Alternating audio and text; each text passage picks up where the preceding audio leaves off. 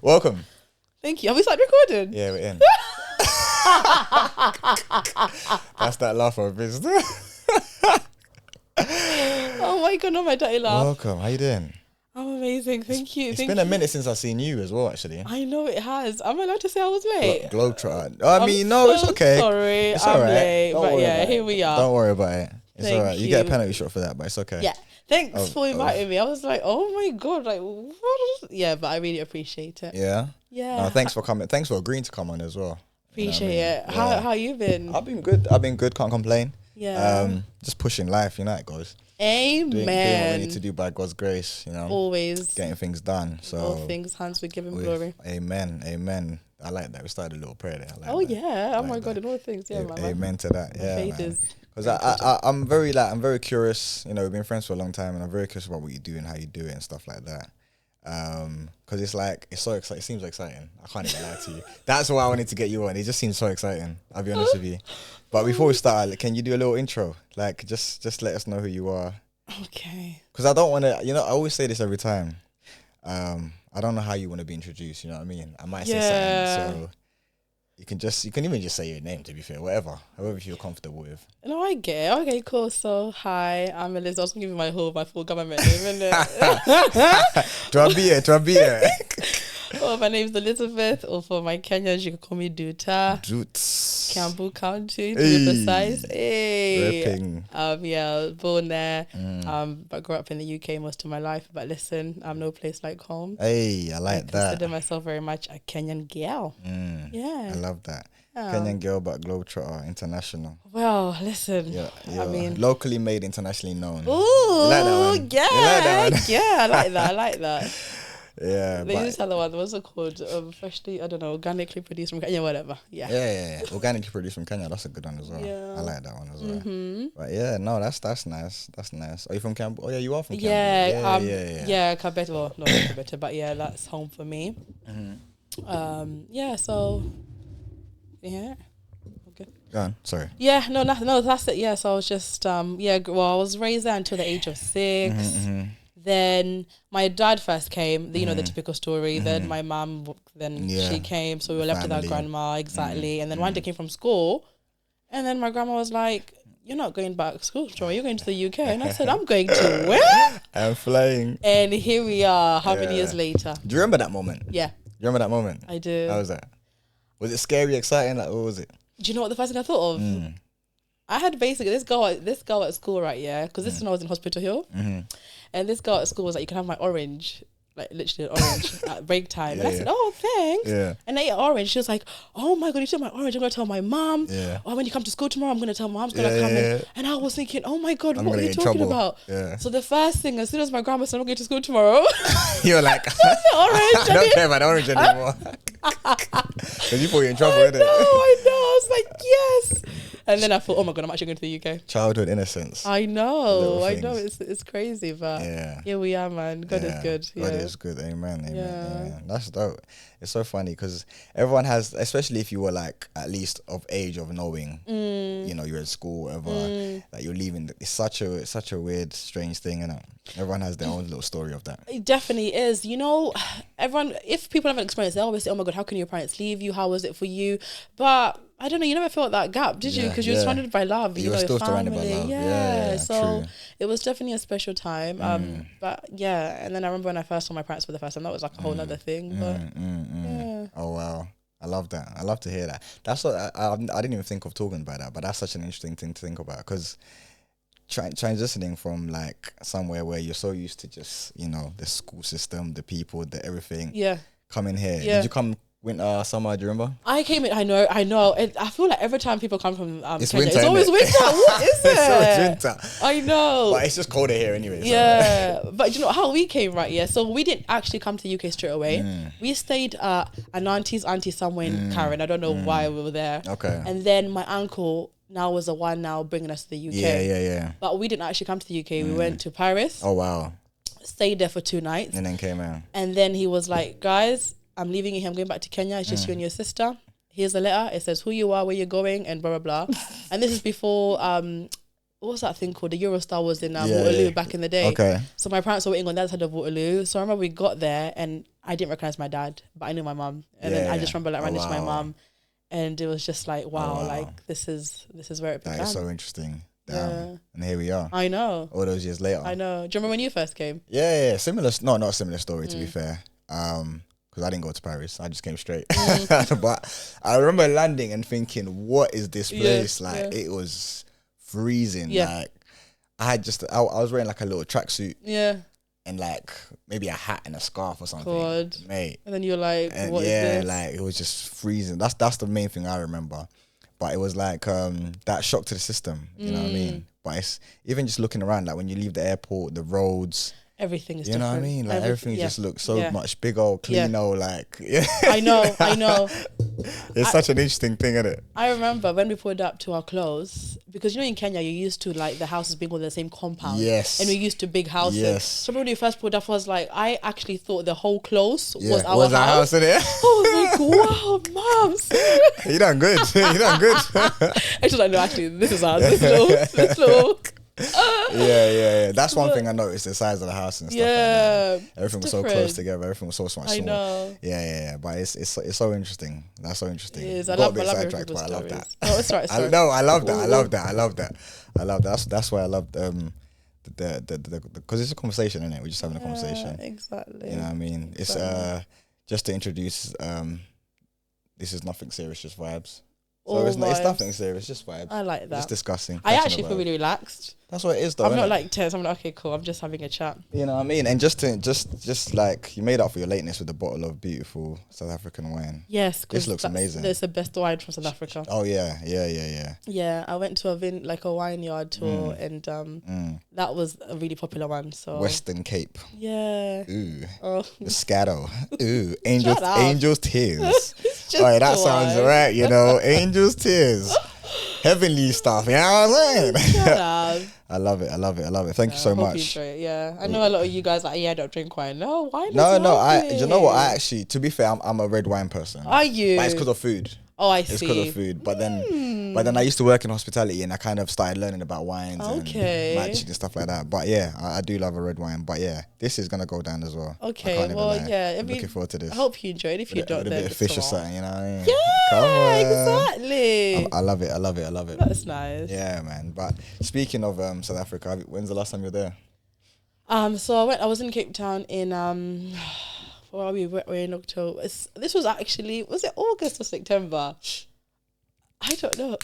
Oh, go on, carry on. What's it called about band? Yeah. Sorry, what was it? No, it's alright. I was there in I don't know, August, September, one of those. But I love it straight from the bottle. Love it. But you know what? The thing with around that time, as you know, do you like it? That is beautiful. Yeah. Oh wow. Told you. That is nice. It's just something, isn't it? Yeah. Carry on. Sorry. So it's alright. Yeah, it's winter, but it was winter back home at the time. Yeah. So of course it is. Yeah. So it was just raining, but do you know what? That didn't stop me. I had a fantastic time. It was my first time, and I've got to say, it's easily became one of my favorite destinations. Yeah, it's magical. Yeah. Yeah, I could go into the whole thing with Africa, South Africa is where was it? Cape Town, you said? It was Cape Town. Cape Town, yeah. Cape Town's beautiful. Yeah, Cape Town's beautiful. That was one of the questions I wanted to ask you later about your favorite destination, but I guess we're here now. Oh, here we are. Yeah. Well, I would definitely say Cape Town is easily a great one. It's up there. Do you know which one it was before? Accra. Yeah. Oh yeah. It's just something, isn't it? I've never been, and I really want to go. Oh, Dirty December. Yeah. That's another vibe. Ideal. But Accra is just. I find that Ghanaians and East Africans were very similar. Oh, I'm glad you said it. Do you know what I'm saying? It's true. Yeah, it's true. I know a lot of Ghanaians. Big up to them. Those are my G's. You know what I mean? Like, because they're so chilled. They're so mild. Like us. We're the same, innit? So chilled. Nigerians, shout out to you guys. They're also cool, but no, like if it comes to similarities, we're definitely like Ghanaians. Yeah. Everyone is so friendly. Yeah. It's just the little things. When if you compare getting in an Uber in Lagos compared to it's just different energy. The drivers are so friendly. It's just a really lovely place. Yeah. And just the energy, especially if you go in December. Yeah, I can imagine. Yeah. I can imagine. Yeah. I mean, Ghana, they've set the precedent, the blueprint for African countries. Yeah. If you wanna, attract the diaspora. Totally. Oh my You God, know what I mean? totally. From 2019, that year return thing. Yeah, the year I of the mean, return. If I was to go back to uni, I'd study that. I'd study how they marketing behind that, because Really? I'm such a fan of how they did that, and it's I believe it's something that can be rolled out to a lot of other countries, Totally. to a certain, Totally. not in the same kind of way, but Yeah. it's, just to attract the diaspora back home, to come back home. Speaking of that, we're doing Road to Kilifi in December. That was inspired directly by that. Really? 100%. Yeah, 100%. Yeah. That was That's direct cool. inspiration. So Accra, it looks good, and I mean, there's still, I think there's the hospitality market is still growing. It's not where it could be. It's still growing. From what I hear anyway, when people go there, there's a lot they've done, but there's a lot they can go. 100%. I think like with any place, yeah, definitely. But you could just sense, it's just even the airport. Yeah. Like, I'm sorry, even to compare it to our Jomo Kenyatta, the airport is on a different level. It's so lovely. Right. And then, so even from that, even though when you step into the airport, you're just like, okay, wow, you know what I mean? It's just, and the development is crazy. There was this whole movement when you saw Americans that have never even stepped foot in Africa, immediately moving back to Ghana. Oh yeah, that's what I'm talking about. It's just, it came from that whole time, and it's like, I mean, COVID, I think, put a little damper on it for the 2 years, but it's definitely such a big thing. for sure, and it's going to continue. I was talking to my friend about this, and she was just saying there's a stats that have come out, and by 2040, a large majority of the population will be living in Africa. Oh yeah. And so I was just thinking, if it now comes to regards to investing, this is the time right now. Not just in like your home country, Kenya, whatever, but Africa. Look around. And I've got a friend from Uganda that was saying like it's so easy to invest in Uganda, even if you're not a Ugandan citizen, but like get your foot in there. They open it up. Yeah, there's just different opportunities wherever. Well, it depends what you want to go into, but 100%. No, I agree definitely. Like, I've got a few people that I've like. There's one lady in particular on my socials. We just kind of connect or talk about things like business wise. So she went to Ghana 2019 year return. Okay, amazing. She's Caribbean, as just to go see whatever. Yeah. She stayed there throughout 2019. COVID happened. Cool. She got locked up there, so she stayed. Now she just lives there. She moved out there. Yeah. She's from London, but it got to a point where like the investment she was making, the things that she was doing, and the peace of mind she had. That's the main thing she said, the peace of mind compared to London. So she just got up and, kind of just said, I've moved. So even when things opened up, she just she comes to London just to travel. I mean, just to come just to travel. Yeah, exactly. It's the opposite way now, isn't it? Yeah. London is a holiday, seeing family and catching up. But 100%. There's so much. Even Rwanda, that's another beautiful place. Have you been there, Rwanda? Not Rwanda, no, not at all. But I would love to see Africa, Cote d'Ivoire, Gambia, just there's just everywhere. So many places, isn't it? Africa is so rich in so many ways, but and again, that's a whole other topic with the movement right now that Africa 100%. Is having on our culture and society. Most definitely. Is there a dream destination in Africa? I would love to go.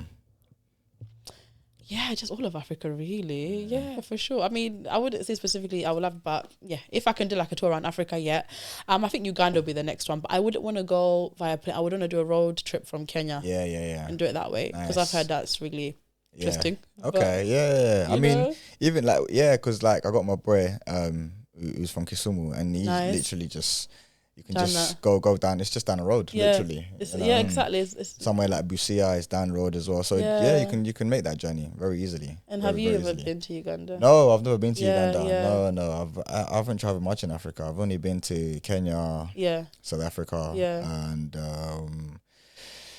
Lesotho, which is in South Africa. I get you. But I'm trying to think. That's about it. But you would like to also? Oh yeah, 100%. I'm of the notion if we can go on holiday to Dubai and Mexico and all these other places, we can also go to... Definitely. You know what I mean? But you know what needs... Go on, sorry. Yeah, we can also travel to Africa, same way. No, it's true. But you know what needs to be sorted out? Go on. How difficult they make it to travel within Africa. Yes, as an African. Yeah. What's that all about? I hear that. The prices, let's start with that. Yeah. It's just ridiculous, isn't it? Madness. Absolute madness. Yeah.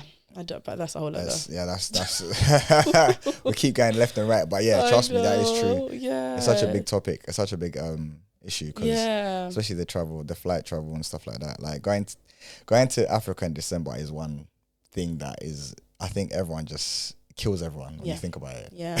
No, totally. Yeah. It's such a killer. You know what I mean? But anyway, let's not downplay the whole thing because you came here to talk about you. No, stop it. No, we're here to just vibe. Nah, have a good time. I'm joking. But yeah, like, so your career, what you do, you know, I find that so interesting. I wanted to be a pilot. Did you? I did. That's amazing. I did up to like 18. I wanted to be a pilot. I even did like flying lessons and stuff. And how did you find that experience? It was really good. It's such a freeing experience being in the air and just doing what you want. Wow. Like, it's magical. Man, it's magical. That's the word. It's magical. Yeah. But the cost involved. Hey. Yeah. That's another whole thing, isn't it? Wow. Yeah. Yeah. So you got to think about those kind of things. It's a lot. So it's either you do that, pay for it, or join the military. Yeah. Essentially. Yeah. Essentially. I feel like there's been a shift in that. I've seen, or I've heard of a lot of like sponsorships happening right now, especially to support young, people of color or that are interested in getting into that kind of industry and like making it a bit more possible for them. But I don't know. I haven't like dabbed into it to kind of find out exactly what's involved. But I've heard there's a lot more kind of sponsorships and stuff involved. Yeah, no, that is true. That is true. I mean, considering I've been hearing that there's a shortage of pilots as well, so I'm sure that they're trying to push for that. But with you, it's expensive. Yeah, you're a what would you call it? I knew you were gonna say that word. Pilot. No, I was gonna say hostess. I was gonna say you handle the hospitality in the air. What's the word for it? Correct me. No, it's not correct. I think everyone has a different term for it. Right. It's cabin crew. I think from the UK it's just cabin crew, but it's just like flight attendant or like an air hostess. So I'm just it is what it is. I'll take whatever. Flight attendant. Yeah. That is an amazing role in itself. It's a privilege. I think like it's just that's the word. It's privilege. It is a privilege. Yeah. Do you see it that way? I see it that way 100%. I always say traveling within itself is a privilege, but the fact that you get paid to travel, honestly, you get put in, lovely hotels, and you get to just see the world. Yeah. But for me, essentially was traveling is definitely something I've always wanted to do from a young age, but I love people as well. And I love that you meet people from all over and you exchange stories, and for me that's like the core of it. It's the meeting people, and then traveling is definitely the biggest bonus of it as well, Right. Okay. Yeah, but it's definitely amazing. A privilege, man. Yeah, I'm so grateful. I think that's a good point. The sharing stories, meeting people, sharing stories, because the world, everyone's got something to bring to the table. Right. I believe that, That's why I always say 100%. And it's like, you know what? It depends. I think it's people's perspectives, right? Yeah. How can I say it? I think with any jobs, like, or with any kind of companies, you get politics here and there, whatever, right? Yeah. But I just feel like it's what you make of every situation, and and with the job itself, and it's seeing the perks of it. Right. And for me, that's what I choose to focus on. And I would say I generally have the most amazing time. Or as I like to put it, I'm living the life that I once prayed for. You know what I'm saying? Because when I was young, and my family know this, I've always said, I want to travel, I want to travel, I want to see the world. But I always thought it would be through like some kind of corporate job, me just like, walking around in my, corporate suit, with my file and documents I have, going to Japan, whatever. But I always say God has his plans for me, and this is where I found myself, and I'm generally having the most amazing time. Yeah. Wow. It's been brilliant. Yeah. How long have you been doing that for? Literally, it's coming up to 3 years. Yeah. And I had said initially I want to do it for 5 years, but that's a lie. Because it gets addictive. I can imagine. You can't compare it. I can imagine. And I think with the pandemic, when that happened, you had a lot of people that, how can I say, they left, and it made them appreciate that they can't find anything like this. But then on the other hand, it also made people realize actually there's also life outside of flying. True. Especially for those who had been flying for so long. But essentially it was that same theme, like you can't find anything like this, and a lot of people do come back, Yeah. Interesting. That was going to be my next question. So like, Sorry, I keep jumping ahead in it. No, you're reading my mind. Because essentially that the 3 years you've been in there, 2 of those years were essentially, you know, the world stopped. Yeah, exactly. Where were you when you found out about COVID, or what was the? Oh, do you know how did you find out about COVID? And this is hilarious. I was on a flight going to Nairobi. Funnily enough, right? Yeah, and this. It's when there was all these kind of there's something happening, whatever. Yeah, people unsure. Yeah. So I remember when I was in Nairobi and I was at the pool at the hotel, and I remember posting on my Instagram. I was saying, guys, I don't know what's wrong with the rest of the world. Like this is like we're living life. Yeah, like I don't know what's happening out there, but in Nairobi, it's still good vibes. And then I land back and it's like, oh everything's shut down. Yeah, and I remember just thinking, wow, what is happening?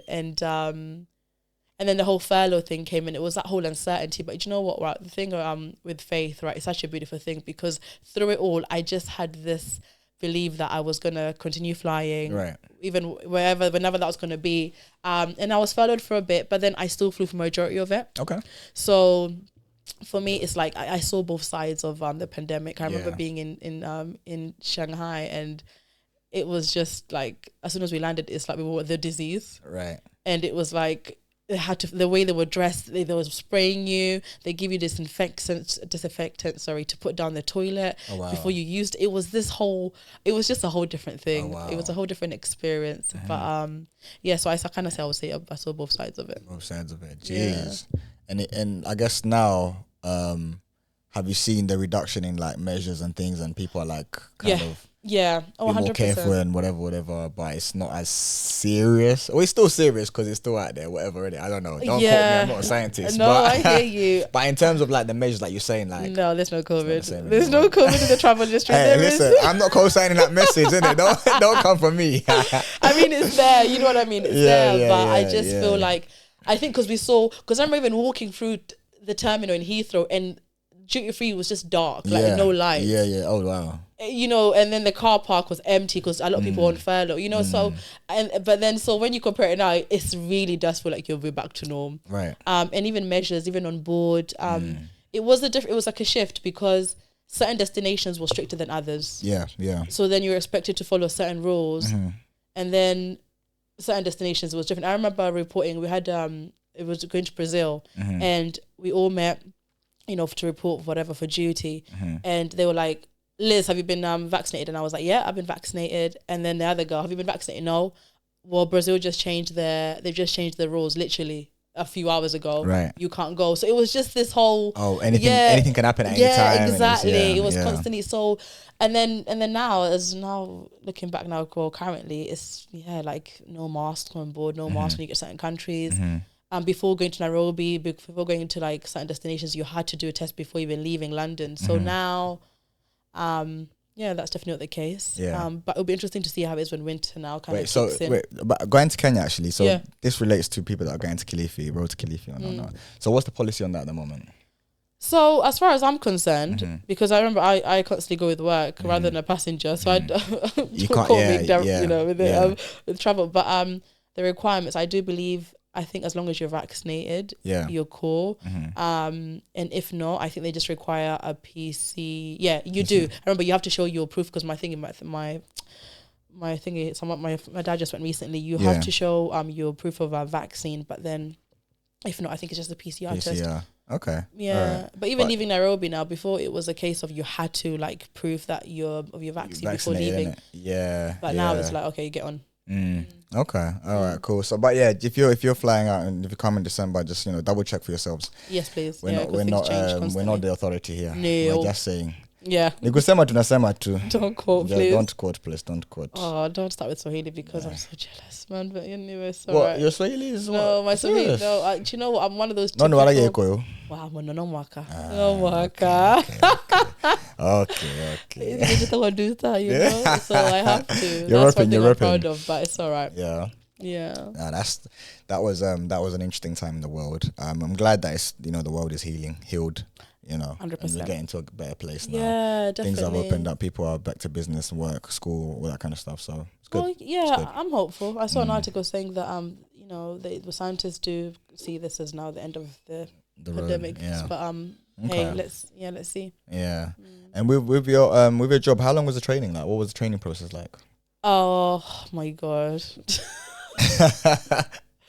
you want the short version or the long version? Well, do you know what? Give it to us.